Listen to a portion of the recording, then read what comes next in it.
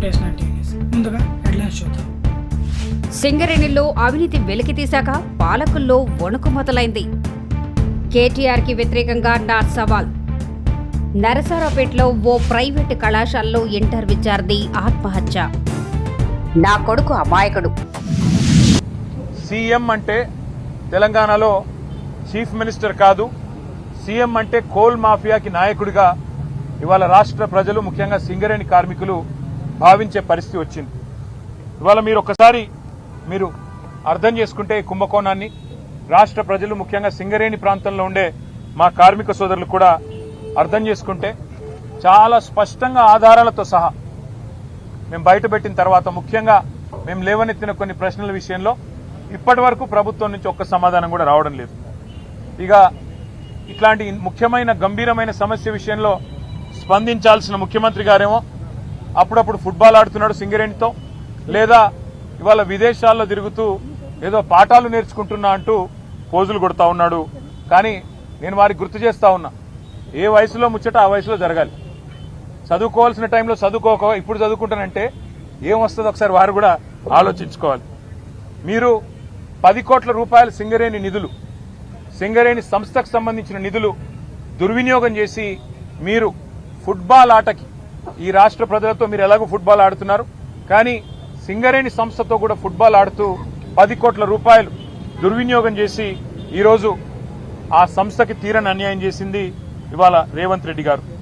ఒక్క స్కామ్ సంబంధించి ఇన్ని ఆధారాలు బయట పెడితే కూడా ఒక్క స్కామ్ సంబంధించి కూడా ఇప్పటి వరకు పాలకుల వైపు నుంచి ఏల్చూరు. నా పేరు హైమావతి. మా అబ్బాయిని ఆక్స్ఫోర్డ్ ఇట్లో చేర్చాము.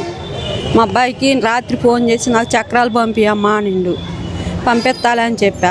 పొద్దున ఎవరో పిల్లోడు ఫోన్ సబ్బులు అవన్నీ పంపించమండు పంపిస్తాలయ్యా అని చెప్పా.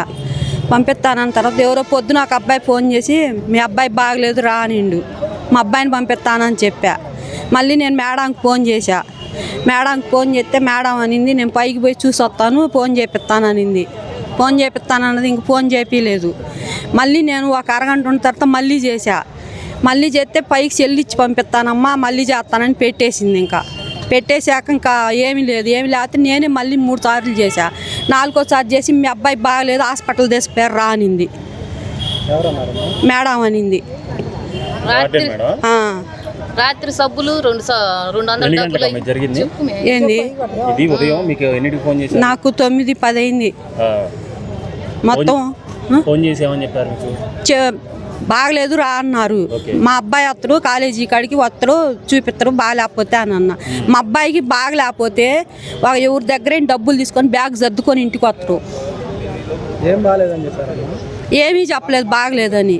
రాత్రి బాగానే మాట్లాడిండు. బాగలేకపోతే మా నాకు బాగలేదు నువ్వు రా అంటాడు, లేకపోతే నేను ఇంటికి వస్తాను అంటాడు. అది సబ్బులు 200 డబ్బులు అవి పంపి మా చక్రాలని చెప్పాడు. రాత్రి నేను కూడా మాట్లాడాను. నాకు వాడికి బాగలేకపోతే అమ్మా నాకు బాగలేదు రా చూపిద్దు కానీ అంటాడు. ఏమీ చెప్పలేదు నాకు, ఏమీ లేదు. ఏదన్నా కానీ జరిగింది నిన్న కానీ మొన్న కానీ గొడవలు జరిగినాయి కాలేజీలో, అదేందో తేల్చాలి. పిల్లలు గొడవలు జరిగినాయి, అదేందో తేల్చాలి. మా అబ్బాయి ఇంటర్ 2nd ఇయర్ చదువుతుండు ఆక్స్ఫోర్డ్ ఇట్టు. ఆ కాలేజీలోనే ఊరేసుకొని చచ్చిపోయింది అని చెప్పారు. ఊరేసుకొని చచ్చిపోయినప్పుడు మేము వచ్చింది దాకా ఉండాలిగా. మా అబ్బాయి ఊరేసుకొని చచ్చిపోయింది, ఏమై చచ్చిపోయింది అక్కడ ఉంచాలిగా. తీసుకొచ్చి హాస్పిటల్లో వేశారు సార్ వాళ్ళు.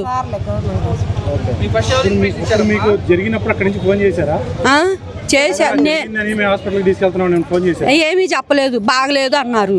తర్వాత చచ్చిపోయిండు రా అన్నారు. నేను చేస్తే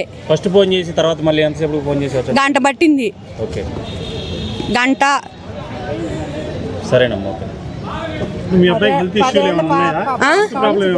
ఏం లేదు బాగలేకపోతే 3 నెలలు 4 నెలల క్రితం ఆపరేషన్ చేయించు బాగానే ఉంది. ఏం ప్రాబ్లం లేదు. ఏమీ చెప్పలేదు నాకు. బాగలేకపోతే నాకు ఫోన్ చేస్తారు, నేను పోయి చూపిస్తా, బాగానే ఉంది. అసలు నాకు రాత్రి చెప్పేవాడేమా నాకు బాగలేదమ్మా నేను వస్తాను మా ఇంటికి అంటాడు. ఇవన్నీ చెప్పడు, నేను ఇంటికి వస్తాను మా అంటాడు. ఈ అమ్మాయి కూడా ఉంది నా పక్కనే. మాట్లాడాము అబ్బాయితో, ఇంకొక అబ్బాయి కూడా మాట్లాడాడు, ఫ్రెండ్, ఆ అబ్బాయి ఫ్రెండ్. నాకు మిఠాయి పంపిమా అని అడిగిండు. మిఠాయి పంపిమంటే లేదు రేపు కొని పంపిస్తానని చెప్పా. ఇంకొక అబ్బాయి మాట్లాడిన ఎవరు ఆ మాజీ ముఖ్యమంత్రి కొడుకు అంటుంటాడు, జూబ్లీ హిల్స్ ఎన్నికలు జరిగేటప్పుడు ఇది మా రెఫరెండం అన్నాడు. అక్కడ జూబ్లీ హిల్స్ లో కర్రు బాగా ఎర్రగా కాల్చి వాత పెట్టారు. గ్రామ పంచాయతీ ఎన్నికలు మాకు రెఫరెండం అన్నాడు.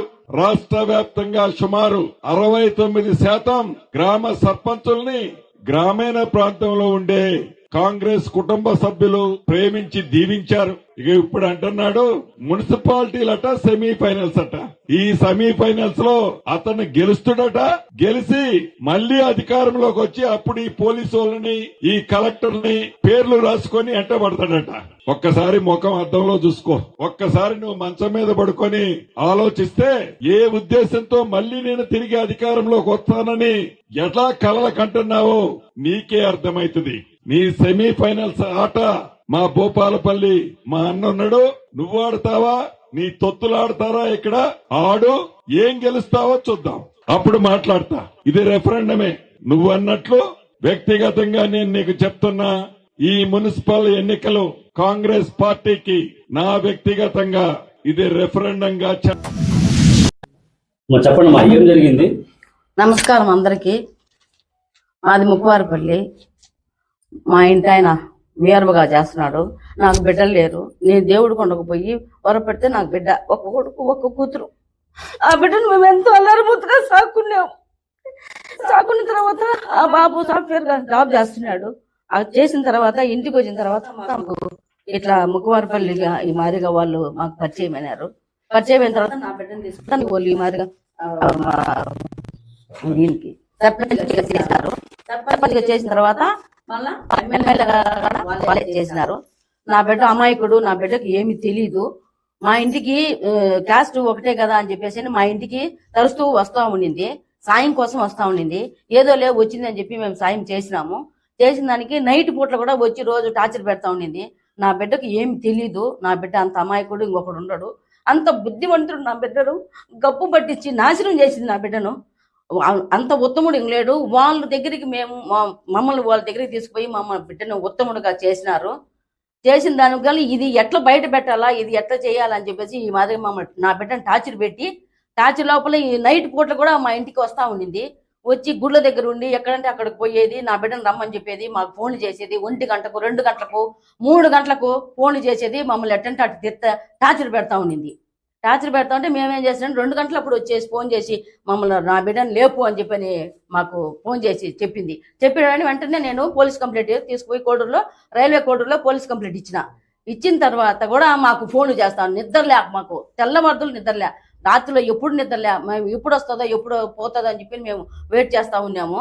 ఆ పాప కావాలని మమ్మల్ని మరి టార్చర్ పెట్టి వాళ్ళని ఎట్ట బయటికి తీయాలా, వీడికి ఎంత మంచి పేరు ఉండాది, ఈ మంచి పేరుని ఎట్ట తీసి బయట పెట్టాలా, వాళ్ళని ఎట్ట బయట పెట్టాలా అనే రకంతో మమ్మల్ని ఈ మాదిరిగా టార్చర్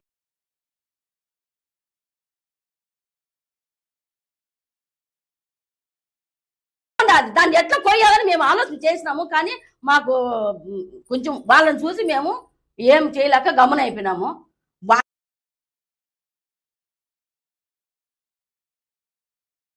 అసలు అది ఎట్లా పుట్టిందో ఎట్లా తెలీదో, దాని మొగుడికి దానికి బాగా సంబంధం ఉంది. అది లేదని టార్చర్ పెట్టి మా బిడ్డను అన్యాయం చేసేసింది. అన్యాయం చేసి బయటికి తీసి లాగాలా, ఇది ఎట్లా, దాని వెనకలు ఎవరుండారు, ఎవరు దీనికి మార్గం ఇస్తా ఉండారు తెలియడం లేదు.